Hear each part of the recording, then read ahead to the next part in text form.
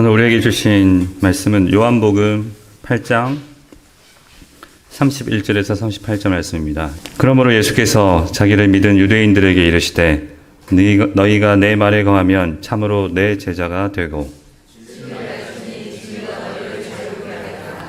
그들이 대답하되 우리가 아브라함의 자손이라 남의 종이 된 적이 없거늘 어찌하여 우리가 자유롭게 되리라 하느냐.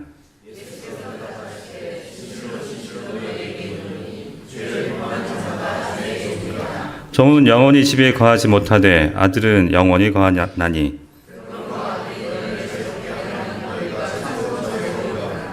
나도 너희가 아브라함의 자손인 줄 아노라. 그러나 내 말이 너희 안에 있을 것이 없으므로 나를 죽이려 하는도다.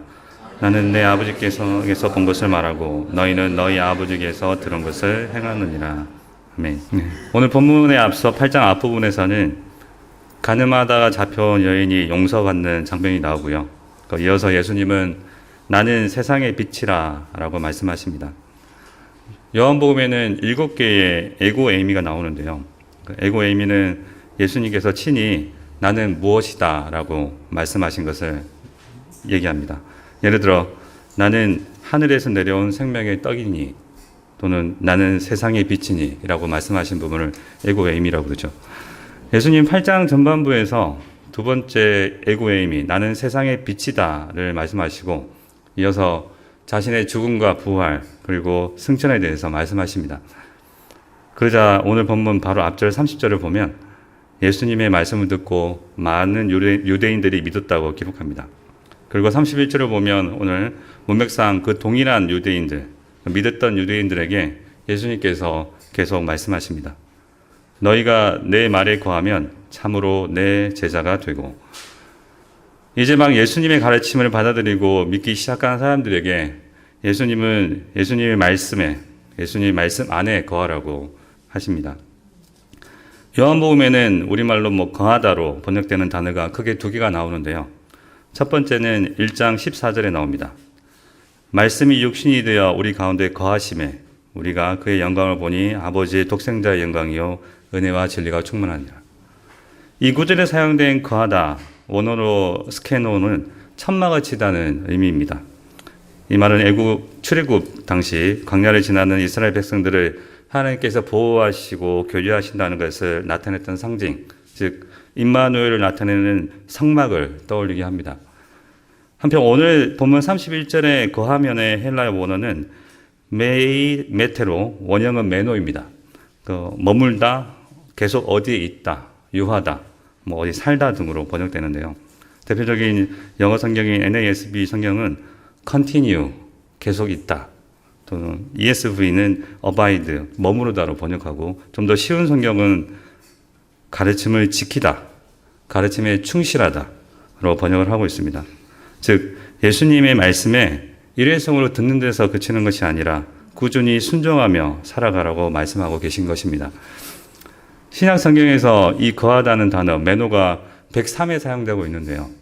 그 중에서 요한 3서를 제외하고 요한복음, 요한의 1서와 2서 그리고 요한계시록에만 이 단어가 54에 나옵니다.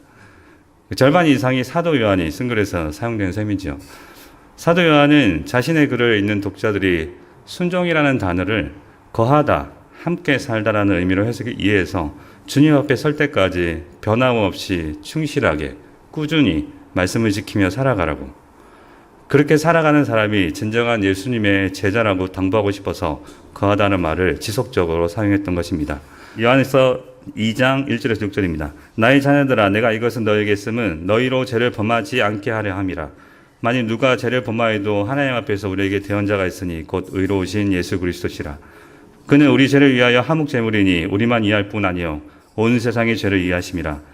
그가 그의 계명을 지키면 이로써 우리가 그를 아는 줄로 알 것이요 그를 아노라 하고 그의 계명을 지키지 아니하는 자는 거짓말하는 자요 진리가 그 속에 있지 아니하되 누구든지 그의 말씀을 지키는 자는 하나님의 사랑이 참으로 그 속에서 온전하게 되었나니 이로써 우리가 그 안에 있는 줄을 아노라.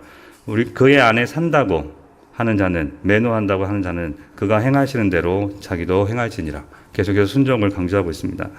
이렇게 말씀에 대한 지속적인 순종을 강조하는 표현들을 요한의 문은 곳곳에서 찾아볼 수 있습니다. 또한 32절을 보면 우리가 계속 예수님의 말씀함에 가하면 믿음으로 말씀에 순종하게 되면 너희가 정말 내 제자이고 그 다음에 미래 시제를 쓰고 있는데요. 너희가 진리를 알게 될 것이고 그 진리가 너희를 자유롭게 할 것이라고 말씀하십니다. 성경에서 말하는 진리는 구원의 복음입니다. 에베소서 1장 13절입니다. 그리스도 안에서 너희도 진리의 말씀 곧 너희의 복음 구원의 복음을 듣고 그 안에서 또한 믿어 약속의 성령으로 인치심을 받았으니 그리고 그 구원의 복음은 하나님의 구원의 복음 바로 우리 주 예수 그리스도십니다. 로마서 1장 1절에서 2절입니다. 예수 그리스도의 종 바울은 사도로 부르심을 받아 하나님의 복음을 위하여 택정함을 입었으니 이 복음은 하나님이 선지자들을 통하여 그의 아들에 관하여 성경에 미리 약속하신 것이라. 그리고 이 복음은 모든 믿는 자에게 마침내 구원을 주십니다. 내가 복음을 부끄러워하지 아니하노니 이 복음은 모든 믿는 자에게 구원을 주시는 하나님의 능력이 됨이라. 먼저는 유대인에게요 그리고 헬라인에게도다. 복음에는 하나님의 의가 나타나서 믿음으로 믿음에 이르게 하나니 기록된 바 오직 의인은 믿음으로 말미암아 살리라 함과 같으니라. 그렇기 때문에 여기서 말하는 진리는 두 가지 의미를 지닌다고 볼 수 있습니다. 첫 번째는 어떤 사실을 나타내는 지식으로서 예수 그리스도께서 우리의 구원이 되신다는 그 지식을 말하고 있습니다. 그리고 두 번째로는 이 진리는 단순하게 지식에서 멈추지 않고 그 지식이 성취된 실체라는 것을 의미합니다. 즉 이루어지는 지식, 절대적인 능력으로 반드시 성취되는 지식을 말하는 것입니다. 바로 우리 주 예수 그리스도께서 죄로부터 우리를 구원하는 지식이 우리에게 성령으로 인치고 역사하셔서 실제 우리의 구원이 되신다는 것입니다. 은혜인 것이죠. 그것이 바로 성경에서 말하는 진리인 것입니다. 그렇기 때문에 그 진리에 대해 요한복음 1장 14절에서 이렇게 말씀합니다. 말씀이 육신이 되어 우리 가운데 거하심에 우리가 그의 영광을 보니 아버지의 독생자의 영광이요 은혜와 진리가 충만하더라. 영원하신 하나님의 독생자가 이 땅에 오셔서 그 영광이 온 땅에 충만한데 그 충만한 영광을 보니 은혜와 진리가 충만하다고 합니다. 은혜와 진리가 함께 있는 것이죠. 은혜가 역사하는 진리, 은혜가 작용하는 진리, 바로 그 진리가 오늘 본문의 진리인 것입니다. 약 4,000년 전에 구약 역사 내내 예언되어져 왔던 구원의 지식이었던 우리 주 예수 그리스도께서 오셔서 번역하던 우리를 위해 오직 은혜로 그 구원의 지식을 성취하신 것입니다. 주 여호와의 영이 내게 내리셨으니 이는 여호와께서 내게 기름을 부어사 가난한 자에게 아름다운 소식을 전하게 하려 하심이라. 나를 보내사 마음이 상한 자를 고치며 포로된 자에게 자유를 갇힌 자에게 노임을 선포하며 여호와의 은혜의 해와 우리 하나님의 보복의 날을 선포하여 모든 슬픈 자를 위로하되 무릇 시온에서 슬퍼하는 자에게 화관을 주어 그 죄를 대신하며 기쁨의 기름으로 그 슬픔을 대신하며 찬성의 옷으로 그 근심을 대신하시고 그들이 의의 나무 곧 여호와께서 심으신 그 영광을 나타낼지라 낼 자라 일컬음을 받게 하려 하심이라. 그렇게 은혜가 역사하기 때문에 우리는 진리이신 예수 그리스도를 기쁘게 배우고 따라갈 수 있습니다. 여기 학생들도 있고 저 또한 공부를 하고 있는데요. 단순히 지식을 쌓는 것이 얼마나 힘든지 해보신 분들은 아실 겁니다. 성도님들도 모두 입시 공부, 자격증 공부, 고시 공부를 해보실 테고 또 지금 하고 계신 분들은 더 생생히 아실 겁니다. 게다가 그런 지식을 학생들에게 억지로 집어넣어줘야 하는 선생님들은 얼마나 힘들까요? 제가 학생들 가르칠 때 말 안 듣는 학생들에게 내가 나 좋으라고 너 가르치냐라고 이렇게 말했던 적이 있는데요. 그만큼 힘들죠, 그죠? 그런데 우리 주님이 주시는 진리는 그렇지 않습니다. 은혜와 함께 역사하기 때문에 즐겁습니다. 저도 늦은 나이에 공부를 하면서 힘들지만 재밌습니다. 성경에 대해 알아가고 우리 주님에 대해 알아가는 시간이 정말 재밌습니다. 비록 더디지만 정말 즐겁지요. 그런데 이런 진리를 전달하고 가르쳐주는 사람의 기쁨은 어떨까요? 저는 요즘 담임 목사님께서 모든 성도님들이 목회자가 되기를 원한다는 말씀을 조금씩 이해하고 있습니다. 그만큼 기쁘고 보람된 일입니다. 이것이 바로 32절 후반부에 나오는 이 진리가 우리를 자유롭게 한다는 말씀인 것인지요. 우리가 진리, 복음, 예수 그리스도를 아는 지식에 이르게 되면 어떤 열매를 맺게 되는데 그것이 바로 자유를 얻게 된다는 것입니다. 그래서 이 자유로 우리는 이제 마음껏 우리 옛 습성을 따르지 않고 하나님을 기쁘시게 할 수 있게 되었습니다. 그렇기 때문에 사도 바울은 말씀합니다. 그러므로 형제들아 내가 하나님의 모든 자비하심으로 너희를 권하노니 너희 몸을 하나님이 기뻐하시는 거룩한 산 제사로 드리라. 이는 너희의 드릴 영적 예배니라. 너희는 이 세대를 본받지 말고 오직 마음을 새롭게 함으로 변화를 받아 하나님의 선하시고 기뻐하시고 온전하신 뜻이 무엇인지 분별하도록 하라. 우리 주님이 주신 자유로 하나님을 반역하는 세상을 거슬러서 하나님이 기뻐하시는 뜻이 무엇인지 분별해서 그것을 행함으로써 우리의 삶으로 하나님께 영적 예배를 드릴 수 있습니다. 하지만 우리가 여기 조심할 것은 이 자유를 이용해서 원하는 것을 하되 양심에 바른 것을 행하고 만용이 아닌 믿음이 약한 지체를 위하여 스스로 절제하는 자유를 행해야 할 것입니다. 그런즉 너희의 자유가 믿음이 약한 자들에게 걸려 넘어지게 하는 것이 되지 않도록 조심하라. 지식 있는 이가 우상의 집에 앉아 먹는 것을 누구든지 보면 그 믿음이 약한 자들의 양심이 담력을 얻어 우상의 제물을 먹게 되지 않겠느냐. 그러면 이 지식으로 그 믿음이 약한 자가 멸망하나니 그는 그리스도께서 위하여 죽으신 형제라. 이같이 너희가 형제에게 죄를 지어 그 약한 양심을 상하게 하는 것이 곧 그리스도에게 죄를 짓는 것이니라. 그러므로 만일 음식이 내 형제를 실족하게 한다면 나는 영원히 고기를 먹지 아니하여 내 형제를 실족하지 않게 하리라. 여기서 또한 우리가 오해하면 안 되는 것이 하나 있는데요. 그것은 우리가 갑자기 모든 것을 초월해서 완전히 자유롭게 되거나 빠른 속도로 자유롭게 되는 것은 아니라는 것입니다. 이 말씀을 다시 31절과 이어서 보시면 우리가 예수님의 말씀 안에 거하여 살아갈 때, 순종하며 살아갈 때 진리를 조금씩 알아가게 되고 그 진리를 더 많이 알아갈수록 우리는 더 많이 자유롭게 된다는 것입니다.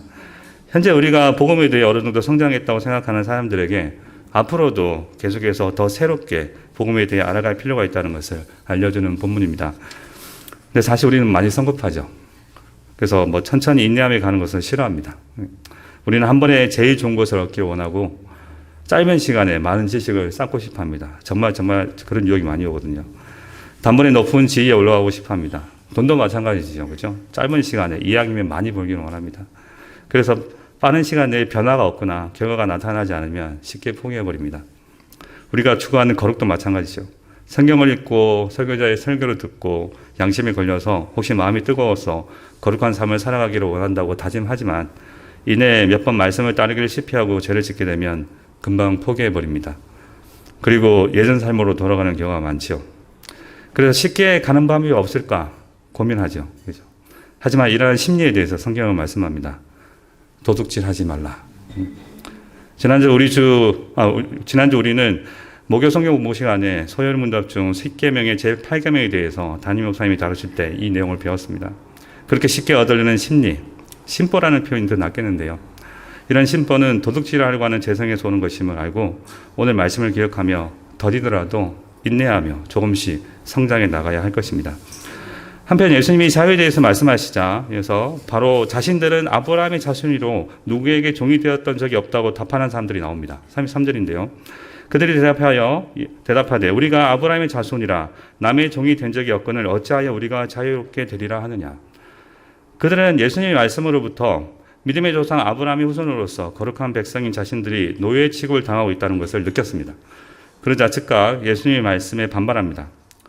이들은 이어지는 문맥을 볼 때 앞서 이미 예수님의 말씀을 믿기 시작한 사람들이 아니라 군중석에 섞여서 예수님의 말씀을 듣고 있었지만 그 말씀을 멸시하던 사람이었습니다. 사실 그들은 황제가 다스리는 로마 제국의 석국으로서 타국의 지배를 받고 있던 노예들입니다. 사실상. 그럼에도 불구하고 스스로 자유인이라고 생각할 수 있었던 것은 현재는 그들의 힘이 약해서 로마 제국의 압제를 받고 있지만 법적으로는 자유인이라고 생각했고 또한 언젠가는 자신들이 기다리는 정치적인 메시아가 와서 로마 제국을 쓸어버리고 자신들이 전 세계를 다스리게 될 선민이라고 생각했기 때문입니다. 하지만 예수님이 말씀하시는 종은 그들이 생각하는 그런 종이 아니었습니다. 바로 죄의 종이었습니다. 예수께서 대답하시되 진실로 너희에게 이르노니 죄를 범하는 자마다 죄의 종이라. 이 구절에서 예수님은 단순히 그들의 죄를 짓는다는 의미에서 죄의 종이라고 말씀하신 것이 아닙니다. 예수님은 인간의 타락에 의한 철저한 부패를 말씀하시고 계시는 분이십니다. 죄의 영향력은 너무나 깊고 심각해서 우리의 인간의 몸과 영혼, 정신과 의지를 모든 것을 다 타락시켰습니다. 그럼에도 불구하고 사람은 여전히 생각할 수 있지요. 마찬가지로 타락에 의해서 의지가 강하게 손상되었지만 어느 정도 도덕적인 선택을 할 수가 있습니다. 또한 사람은 여전히 의지를 가지고 있고 그 의지로 다른 사람의 간섭을 받지 않고 선택을 할 수 있습니다. 그런데 성경은 이러한 사람의 상태를 죄의 노예라고 선포합니다. 자유롭다는 것은 원하는 대로 결정을 내린다는 것을 의미합니다. 그죠? 자신의 의지에 반대되는 것을 하지 않도록 강요받지 않는다는 뜻이죠. 사람들은 자신이 원하는 것을 할 수 있습니다. 우리도 그렇습니다. 가령 어디로 갈지, 무엇을 할지 원하는 대로 결정할 수 있습니다. 왜냐하면 의지를 결정하는 것은 바로 자기 자신이기 때문입니다. 그런데 문제는 자기 자신, 자아 자체가 타락해서 영적으로 죽어 있다는 것입니다. 그렇기 때문에 우리가 영적으로 선한 것을 자유롭게 선택할 수 없게 되었습니다. 하나님께서 인간을 처음 창조하실 때 주셨던 자유의지는 하나님이 보시기에 선하고 하나님이 기뻐하시는 것을 원하고 행할 수 있는 능력인데, 아담이 하나님께 불순종함으로써 타락하여 죄의 상태에 빠지면서 이 능력을 잃어버렸습니다. 그로 인해 하나님이 기뻐하시는 영적인 선한 일을 하고자 하는 모든 의지를 완전하게 상실하게 되었습니다. 완전하게 상실되었단 말은 인간 자신의 힘으로는 하나님을 찾을 수 없을 뿐더러 스스로 회개하거나 회개에 이르도록 준비할 수가 없게 되었다는 의미입니다. 그래서 성경은 말합니다. 여호와께서 사람의 죄악이 세상에 가득한가 그의 마음으로 생각하는 모든 계획이 항상 악함임을 보시고, 즉 본래는 자유롭게 선이든 악이든 선택할 수 있는 능력이 있었는데 인간이 죄를 짓게 되면서 죄악된 욕망, 죄를 짓고 싶어하는 성향, 재성을 가지게 됐다는 것입니다. 그렇기 때문에 타락한 인간의 상태에서는 외부의 강제 없이 자신의 성향에 따라, 죄를 좋아하는 성향에 따라 자유롭게 죄악된 결정을 내리는 것입니다. 이것이 성경이 바로 말하는 죄의 노예 상태인 것입니다. 하지만 세상 사람들은 그렇게 생각하지 않지요. 아직도 여전히 스스로 선을 선택할 수 있는 의지가 있다고 생각합니다. 이는 조금 전 말씀드렸듯이 타락한 상태에서도 여전히 어느 정도는 도덕적인 판단을 하고 또한 도덕적인 행위를 할 수 있기 때문에 그렇게 착각하는 것이죠. 그래서 32절에서 아브라함의 자손으로서 하나님의 율법을 받았다고 생각한 유대인들은 스스로 자유인이라고 말할 수 있었던 것입니다. 하지만 타락한 우리 인간은 세상의 여러 가지 도덕적인 기준을 지킬 수는 있지만 하나님에 대해서는 전혀 마음이 기울어지지 않습니다. 그들은 잠시는 아브라함의 자손으로 자처하면서 하나님의 백성으로 자리 잡고 있었지만 그것은 종의 자녀였던 이스마엘이 자유자의 자녀였던 이삭이 나타나기 전까지 그 자리를 잠깐 차지하고 있었던 것에 불과합니다. 그들의 종말은 쫓겨남입니다. 갈라디아서 4장 30절입니다. 그러나 성경이 무엇을 말하느냐? 여종과 그 아들은 내쫓으라. 여종의 아들이 자유 있는 여자의 아들과 더불어 유업을 얻지 못하리라 하였느니라. 그래서 예수님께서 말씀하십니다. 종은 영원히 집에 거하지 못하되 아들은 영원히 거하나니. 종으로서 집에 거하긴 합니다. 하지만 잠시일 뿐입니다. 그렇기 때문에 36절에서 말씀합니다. 그러므로 아들이 너희를 자유롭게 하면 너희가 참으로 자유로우리라.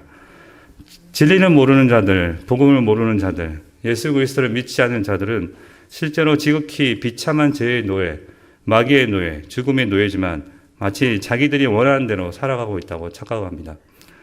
우리도 그런 존재였습니다. 하나님의 은혜로 우리 주 예수 그리스도의 대속하심으로 말미암아 우리는 진리를 알아 믿음 안에서 우리가 원하기만 하면 자유롭게 하나님을 기쁘시게 할 수 있습니다. 하지만 아직도 믿지 않는 우리의 가족, 우리의 부모님, 우리의 자녀들과 형제들, 그리고 친구들은 죄의 종로를 타면서 자기들은 자기 의지대로 자유롭게 살아가고 있다고 착각하며 살아갑니다. 법 없이도 살 수 있다고 자신있게 말하는 사람들을 우리는 얼마나 많이 볼 수 있습니까? 하지만 38절입니다. 나는 네 아버지에게서 본 것을 말하고 너희는 너희 아비 마귀에게서 들은 것을 행하느니라. 그리고 그들은 자신의 행위대로 결국 심판받습니다. 또 내가 보니 죽은 자들이 큰 자나 작은 자나 그 보좌 앞에 서 있는데 책들이 펴 있고 또 다른 책이 펴졌으니 곧 생명책이라. 죽은 자들이 자기 행위를 따라 책들에 기록된 대로 심판받으니 바다가 그 가운데에서 죽은 자들을 내주고 또 사망과 음부로 그 가운데에서 죽은 자들을 내주매 각 사람이 자기의 행위대로 심판을 받고 사망과 음부와 불못에 던져지니 이것은 둘째 사막 곧 불못이라. 사랑하는 여러분, 한때 죄의 종로를 타였지만 이제는 은혜로 진리 안에 자유를 누리는 우리는 여전히 죄의 종로를 타며 살고 있는 불쌍한 영혼들에게 때를 얻든지 못 얻든지 말씀을 전파해야 할 것입니다. 또한 순종으로 거룩한 삶을 살아내어 그리스도의 향기로서 사망에서부터 사망에 이르는 냄새를 믿지 않은 자들에게 풍겨서 그들이 우리 주 예수 그리스도께서 심판하신 날을 위한 준비가 되지 않았다는 것을 경고하여서 그들을 진리의 말씀을 듣는 자리로 인도하여야 할 것입니다. 말씀을 정리합니다. 제 종로를 하던 우리를 은혜와 진리가 충만하신 진리 대신 우리 주 예수 그리스도께서 오셔서 자신을 알게 해주시고 주님의 말씀 안에 거할 때 주님의 제자로서 우리는 자유롭게 하나님을 섬기게 되었습니다. 그 자유를 누리는 정도는 우리의 믿음의 순종에 따라 더욱더 커져가게 될 것이고 마침내 영화로운 상태에 이르면 그리스도 안에서 어떠한 죄의 유혹도 받지 않고 하나님과 온전히 교제하며 살아가게 될 것입니다. 그러한 소망으로 이 소망을 가지고 이 세상에서 인내하며 이 소망을 주신 우리 주 예수 그리스도를 위해서 살아가야 할 것입니다. 또한 제 종로를 타면서 스스로 깨닫지 못하는 우리의 가족과 만나는 사람들에게 참 자유를 주시는 우리 주 예수 그리스도를 전해야 할 것입니다. 이것이 오늘 하루 그리스도께서 주시는 참 자유를 누리시고 그 자유를 전하는 그리스도의 보혈교회 성도님들 되시기를 우리 주 예수 그리스도의 이름으로 축원합니다. 아멘. 기도하겠습니다. 사랑과 은혜가 충만하신 하나님 아버지, 성령 안에서 우리 주 예수 그리스도의 아는 지식으로 말미암아 허물과 죄로 죽었던 죄의 종로를 타던 우리에게 자유를 주시니 감사드립니다. 이 자유를 육체를 탐심을 얻는 데 사용하지 않고 겸손히 하나님께 영광을 돌리고 약한 지체를 섬기며 유일한 구원이 되신 우리 주 예수 그리스도를 전하는 데 사용케 하여 주시옵소서. 참 자유를 주시는 우리 주 예수 그리스도 이름으로 기도드립니다. 아멘.